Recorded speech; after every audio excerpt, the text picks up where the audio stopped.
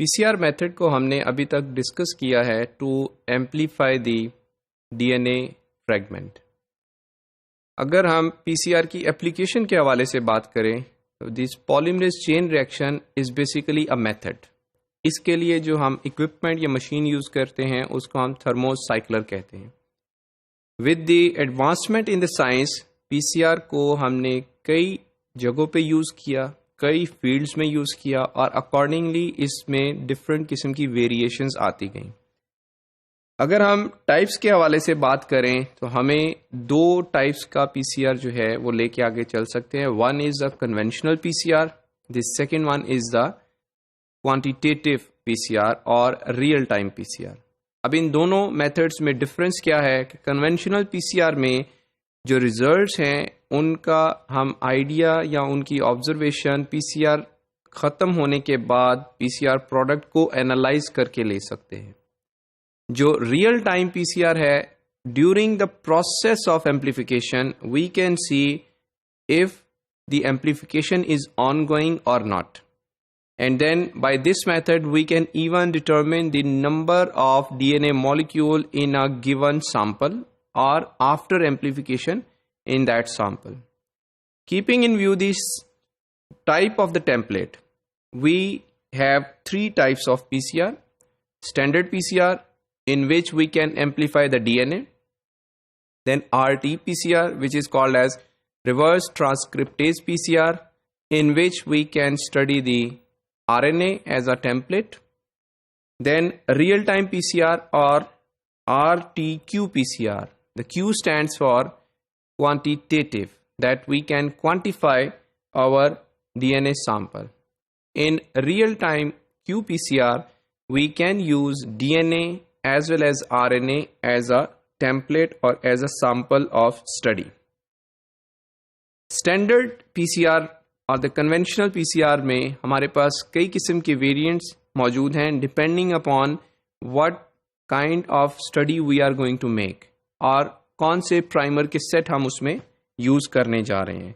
On the basis of this we have standard, nested, multiplex, RAPD and long DNA PCR.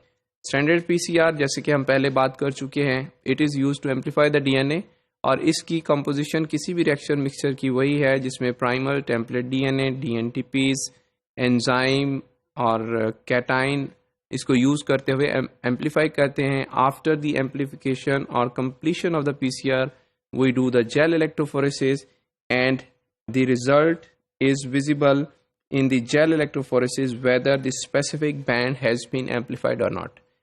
इस तस्वीर में देखा जा सकता है कि हमारे चारों सैंपल्स में एम्प्लीफिकेशन हुई है और ये जो हमारे पास मार्कर है उससे हम इस एम्प्लीफाइड प्रोडक्ट का वेट, मॉलिक्यूलर वेट डिटरमिन कर सकते हैं। नेस्टेड पीसीआर जो है इसमें और प्रीवियस जो हमने डिस्कस किया एक पीसीआर स्टैंडर्ड, उसमें डिफरेंस ये है कि नेस्टेड पीसीआर में हम दो सेट प्राइमर्स के यूज़ करते हैं। दो सेट यूज़ करने से फ़ायदा ये होता है कि नॉन स्पेसिफिक एम्प्लीफिकेशन को रूल आउट कर दिया जाता है।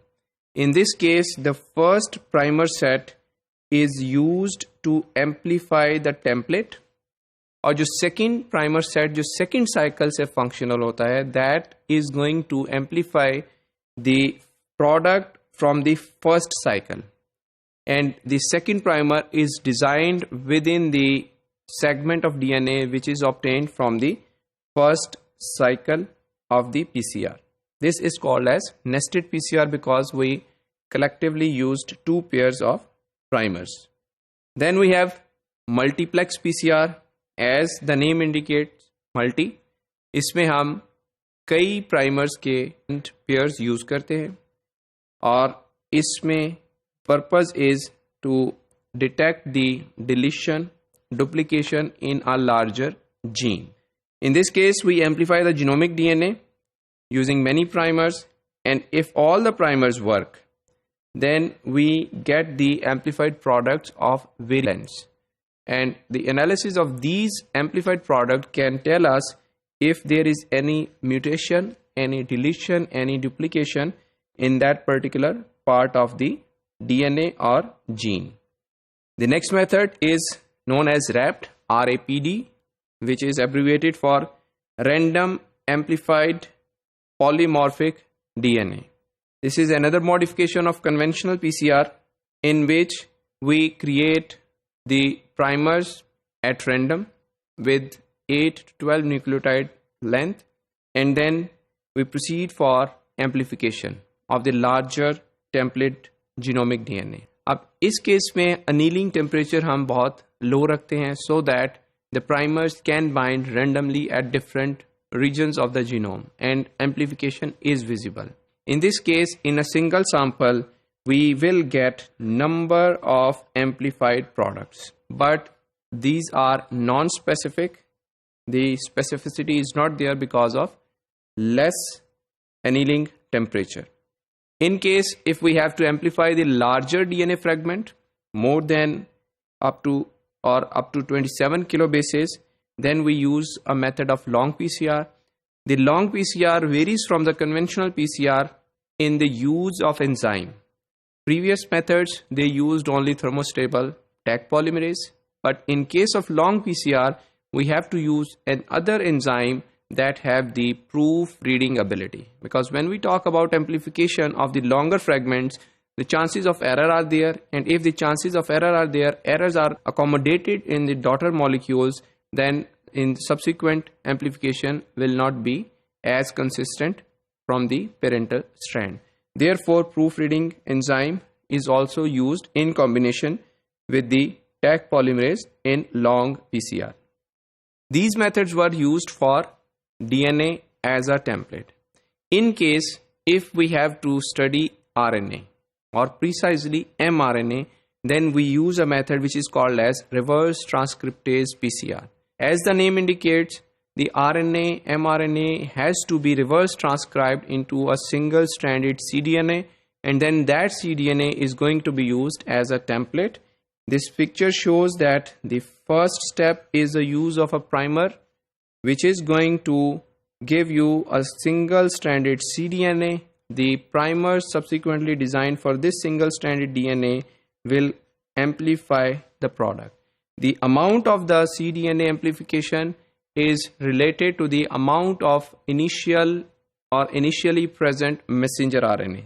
The higher is the number of mRNA molecules, the higher will be the product or the cDNA molecules amplified.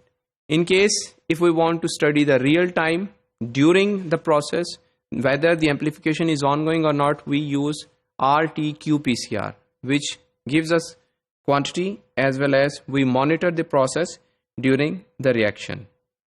In this case, we use a non-specific fluorescent tag which is named as cyber green. This cyber green intercalates with the DNA, and if the DNA is amplifying, more and more cyber green is intercalated in the DNA, and we detect the signal at some specific cycle.